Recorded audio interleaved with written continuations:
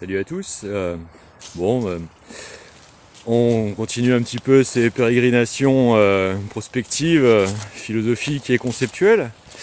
D'abord parce que on est le 1er mars 2025 et étant pour ma personne malheureusement n'ayant pas encore eu la chance de pouvoir aller chez le barbier peut-être comme il le faudrait, qui sait.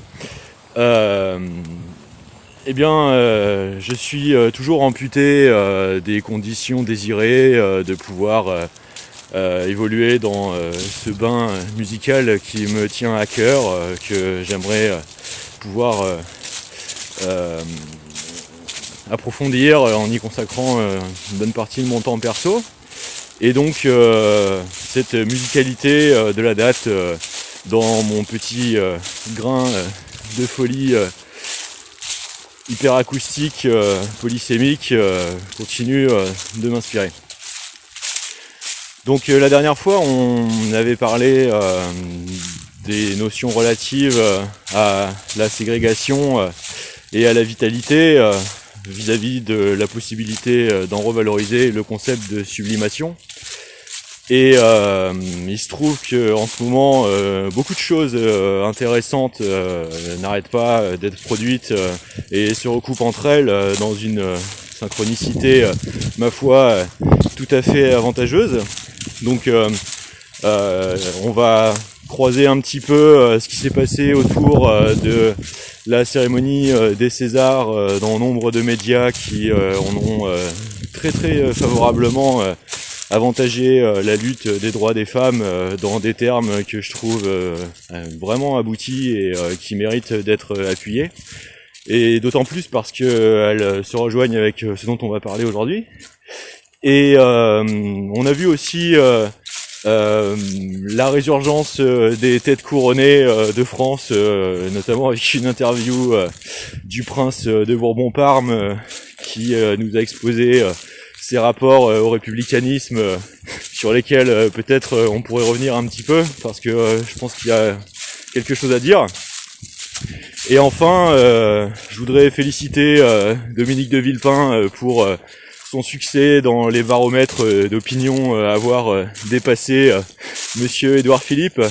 Je trouve ça un petit peu célébratif de pouvoir se dire que une idée de la droite française serait beaucoup plus perdurante sur les notions d'empêcher des meurtres de masse sur la scène internationale, plutôt que de se voir attribuer des rentes de cyber-extorsion imposées dans le déni systématique des processus démocratiques tels que le suffrage universel direct, notamment référendaire.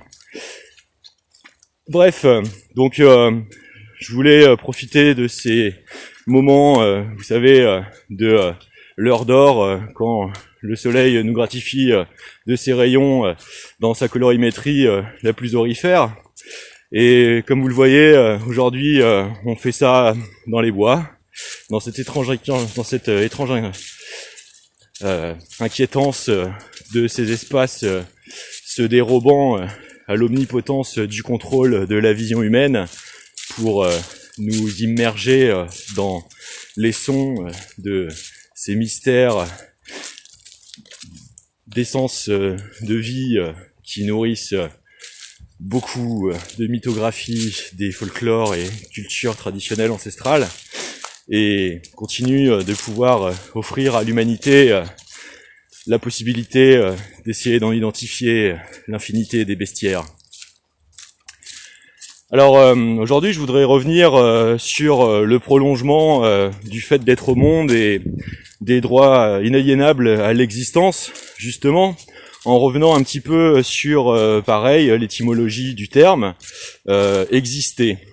Exister vient de existere, dans sa vieille locution latine, et il se trouve que étymologiquement c'est toujours aussi intéressant puisque on le rappelle, il s'agit donc de l'association de ex et sistere, littéralement sortir de, puis d'un dérivatif de la racine stare qui est se tenir debout, être stable, exister en tant que tel par soi-même, qui rejoint du coup cette définition du vivant, le mouvement autonome mu par lui-même.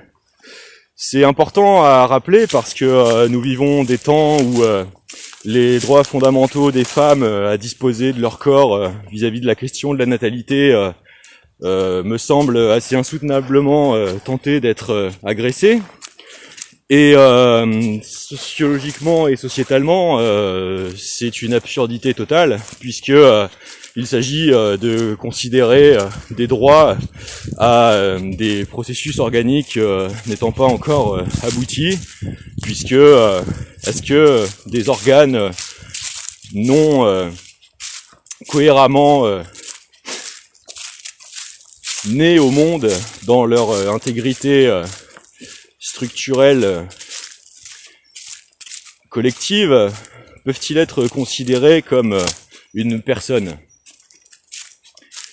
Personnellement, je ne pense pas, pour la simple et bonne raison que dans ce cas-là, n'importe quelle manipulation génétique de laboratoire pourrait être gratifiée de la complexité d'une forme de vie capable et douée d'avoir l'intégralité des équipements à former un processus civilisationnel comparable à celui de l'humanité. Et je ne pense pas pour l'instant qu'un embryon ou des fœtus prématurés sans assistance de soins ou de garantie de la bonne autonomie de ses capacités physiologiques de perduration puissent être susceptibles de servir de référentiel à la manifestation naturelle du cas dans sa forme aboutie originelle. Pourquoi est-ce que je commence par ces recontextualisations coordonnées et synchrones ? Eh bien, tout simplement parce que il s'agit de la question de l'œuf philosophal et de l'extension conceptuelle qu'on en fait vis-à-vis des administrations de zones du monde sur lesquelles les absolutismes essayent de s'exercer, comme on le disait la dernière fois, notamment dans les processus aliénatoires, qu'on pourrait tout à fait décrire comme vouloir écraser dans l'œuf. Et justement, je pense que si l'on doit continuer de valoriser ce qui est tout à fait possible de considérer autrement dans les processus de conscientisation, eh bien, sans doute, peut-être nous pourrions réarticuler ces perceptions avec la coexistence qui ne peut aboutir étymologiquement qu'à la coercition ou à la cohérence. Alors pourquoi est-ce que il est intéressant de commencer par réaborder ces sujets sur ces introductions postulatoires là ? Eh bien parce que il est question en réalité de la représentation et la finalité philosophique de la tentative d'exercice du pouvoir temporel, et que justement la question du temps aujourd'hui nous est formidablement enrichie par les avancées modernes de la physique de pointe contemporaine la plus aboutie, et que il est question de pouvoir essayer d'en politiser les évolutions topologiques, comme on dit en sciences dures. Alors pourquoi ? Parce que dans le résumé qu'on pourrait en faire dans l'évolution de toutes ces compréhensions des déterminismes matériels du monde, eh bien justement il s'agit de la question de la substance même de la matière et des processus qui permettent sa survention dans le possible du réel. Les savants les plus avancés qui ont contribué à ces compréhensions intrinsèques du monde, Poincaré, Schwarzschild, Ludwig Flamm, Adrian Weil, le formidable bouillonnement compréhensif de tous les parents de la cosmologie des années 20-30 en Europe et dans le monde, nous ont permis de finir par établir des possibilités de comprendre que il n'y avait pas forcément le temps, mais plusieurs, et pas forcément décorrélables les uns des autres. Je vais préciser, imaginez que nous faisons l'erreur de considérer le temps comme justement un essentialisme, le temps, la temporalité, comme un continuum linéaire d'écoulement d'une caractéristique fondamentale de l'espace-temps, mais qu'en réalité ce soit plus complexe que cela, notamment si l'on introduit une articulation entre deux idées absolument nécessaires au bon fonctionnement de ces notions dans notre compréhension plus aboutie aujourd'hui de la réalité du monde. Imaginons qu'il n'y ait pas le temps, mais le temps relatif et le temps propre. C'est un petit peu subtil, mais c'est assez simple à comprendre. Si vous êtes à T0 dans l'espace-temps, et que à T1, c'est-à-dire une quantité de temps supplémentaire, vous vous trouvez à un autre endroit, eh bien, dans ce cas-là, ce que vous avez parcouru, c'est une quantité d'espace et une quantité de temps. Cette quantité d'espace, cette quantité de temps, elles sont relatives entre les deux positions, entre T0 et T1. Le temps s'est écoulé de T0 vers T1, mais on peut considérer que cette polarité de 0 vers plus 1 n'est pas la seule, en réalité, synchrone possible. Par exemple, si vous prenez la trigonométrie en mathématiques, vous partez de l'origine, le 0, mais vous avez les deux axes fondamentaux à ces espaces de calcul, x et y, qui ne sont pas forcément polarisés automatiquement vers plus, qui peuvent aussi aller vers moins, et on pourrait considérer même dans une troisième dimension fondamentale, par exemple, entre 0, n, et 0, 1 sur n, c'est-à-dire non plus positif et négatif, mais entier et inverse. C'est-à-dire, si par exemple, l'espace-temps, pour ce qui concernait la matérialité, était la dilatation en espace et en temps, alors vous partiriez du 0, l'origine, et vous suivriez en fait le fléchage de ce mouvement, de cette dynamique, vers plus le temps et plus l'espace. Donc cette dilatation spatio-temporelle. Mais c'est pas parce que c'est le cas dans ce qu'on considère comme la science fondamentale que c'est la seule possibilité. Vous pourriez aussi considérer un envers de l'origine, où tout serait infiniment au même point et au même temps, dans un retournement l'un sur l'autre, ce qu'on appelle une invagination, du point de vue de la topologie. C'est comme si vous preniez un gant et que vous le retourniez sur lui-même, comme une chaussette par exemple. Eh bien, ce n'est pas pour autant que les caractéristiques matérielles de cette configuration-là seraient inexistantes. Par contre, elles seraient dans un autre état possible.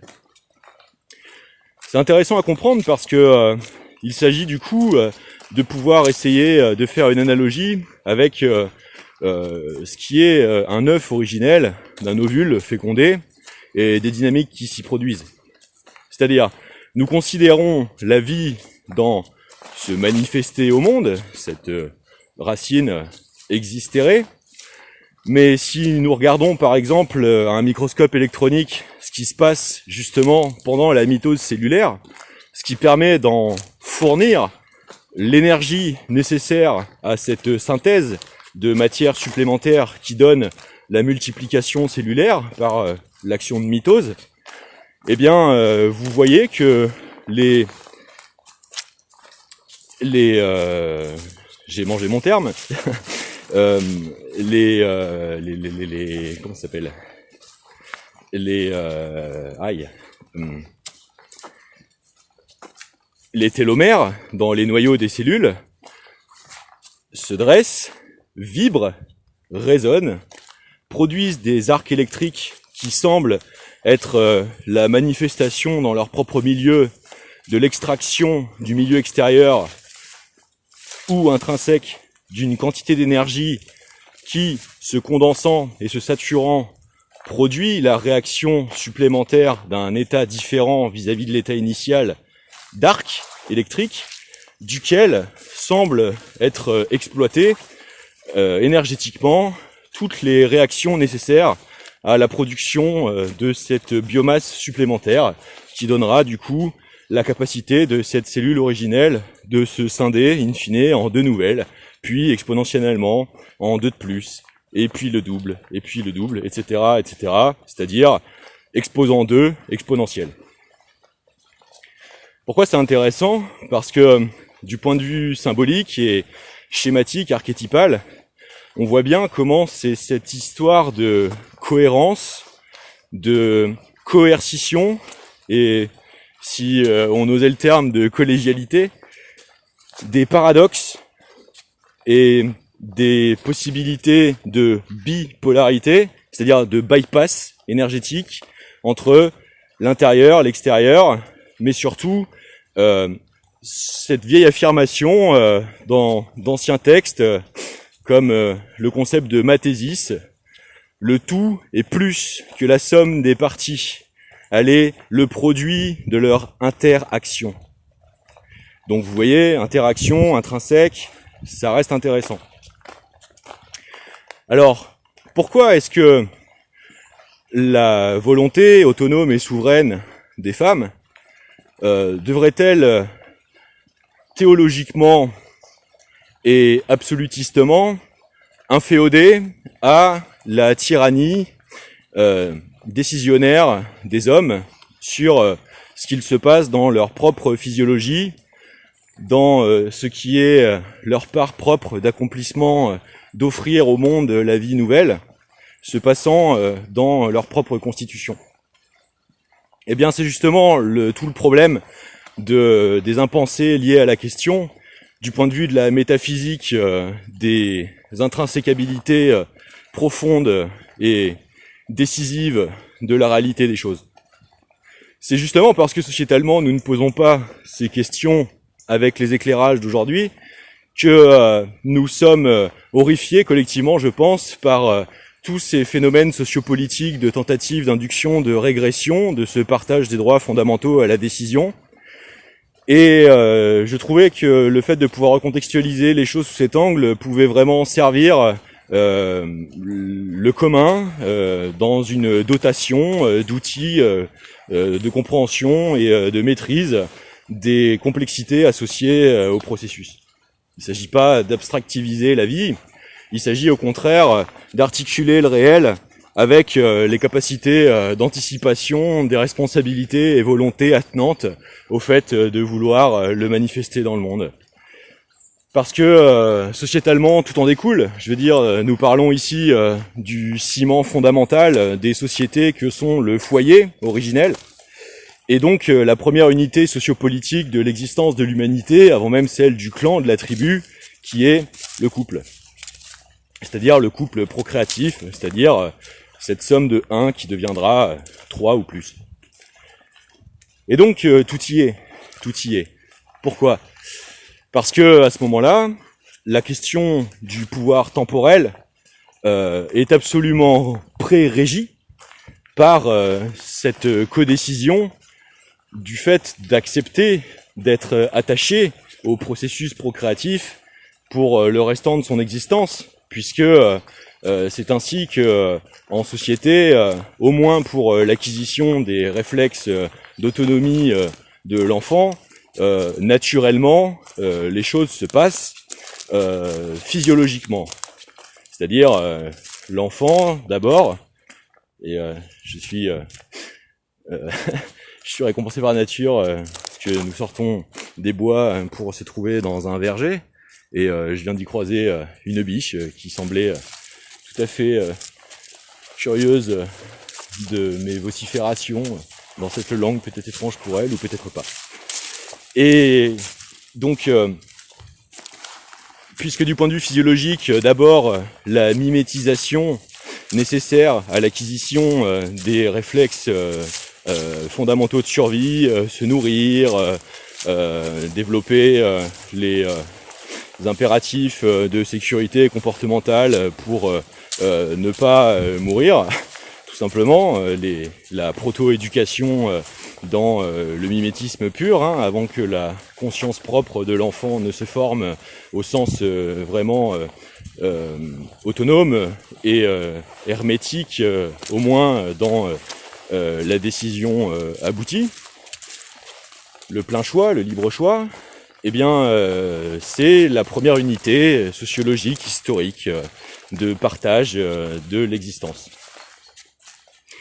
Alors, c'est lié au pouvoir temporel. Et justement, de ce point de vue, il est donc pratiquement instantanément question de la religiosité pour ce qui s'ensuit des considérations, des structurations, des ordres sociopolitiques et de l'organisation des sociétés. Et justement, la question du temporel est liée à la question du sacré. Là-dessus, je développe justement, parce que ça peut paraître, dit en ces termes, assez obscur. Le sacré est avant tout le processus du sacral, puisque le sacré, puisque étymologiquement un participe passé de l'indicatif, c'est ce qui pendant le processus sacral l'est devenu. C'est-à-dire, c'est un regard rétrospectif sur une unité de temps et d'espace supplémentaire par rapport à l'origine. Or, la question de la primauté du masculinisme sur la décision de la légitimité autonome du droit à l'interruption volontaire de grossesse est un anachronisme. Donc ça veut dire que la question du temps est centrale dans la perception que nous avons de ces questions. Et donc, du point de vue ordo-sociopolitique, sociologique, de rapport au sacré et à l'autorité revendiquée du monopole de la violence à en exercer la revendication décisionnaire. Et c'est justement là où je voulais en venir, c'est que toujours dans cette intéressante exploration du langage, eh bien, nous avons ici la croisée des deux langues majoritairement dans les humanités classiques, abondantes à une majorité des termes que nous employons dans le champ lexical du français, que sont le grec ancien et le latin. Et c'est ici que nous avons le couplage de deux structures linguistiques tout à fait remarquables qui justement sont concernés dans leur propre structure ortholinguistique par justement ce concept de biarticulation du temps. C'est-à-dire en grec, donc c'est la question des locutions adverbiales, qui sont ces structures assez uniques dans la composition du langage, d'articuler des termes pour englober un paradoxe temporel. Donc on voit bien comment ces questions de temps propre et temps relatif, pourtant paradoxalement synchrones, peut-être même plutôt devrait-on dire métaphysiquement synchrones, puisque c'est la seule topologie conceptuelle semblant appropriée à pouvoir comprendre la complexité de la situation. Eh bien, je trouvais que c'était particulièrement signifiant de pouvoir y revenir. Donc, ergo en grec et illiko, locution adverbiale en temps réel, au temps présent. Et ce qui est intéressant là-dedans, c'est que en grec, ça donne donc la racine ergo, qui donne ergi, et par in extenso, en plus dans une contraction linguistique de la racine syn, donc de synchronicité, de synchronisation, et de ergi, va donner synergie, synergisation. Vous imaginez la triple temporalité d'association métatemporelle et pourtant synchrone en un seul terme, qu'en français, le terme synergisation donne. Alors, imaginez en plus, si on y adosse un concept de boucle de rétroactivité supplémentaire, par exemple écologique, mais que, au lieu de dépasser les échelles logiques, nous y venions aux échelles infinies, c'est-à-dire éco-synergisation. Comment ne pas pouvoir, supplémentairement en échelle de toute chose, interagir avec les infinités et passées et futures du cosmos que par une bascule aussi formidable, conceptuelle que celle-ci. Alors oui, c'est complexe, c'est en complexifiant, c'est en complexifié, et c'est le principe même. C'est pour ça que c'est extrêmement intéressant de pouvoir essayer de le décrire de façon précise, aboutie, durable, utile. Et donc, en continuant d'extrapoler ces associations conceptuelles, ma foi, avantageuses, on peut donc, dans la pratique de l'esprit critique analytique, en revenir à l'opposition des termes synergie et synarchie, puisque en grec ancien, arché est souvent confondu dans son acception moderne avec le terme pouvoir. Or, c'est un abus de langage, ce n'est pas la réalité de l'évolution historique des termes et des concepts associés, puisque en réalité, arché veut dire strictement fondement, les fondations du rapport au monde. Le monde, qui est toujours en grec osmos, l'ordre du monde, qui a donné osmose, me semble pourtant, dans la maîtrise des savoirs anciens véritables,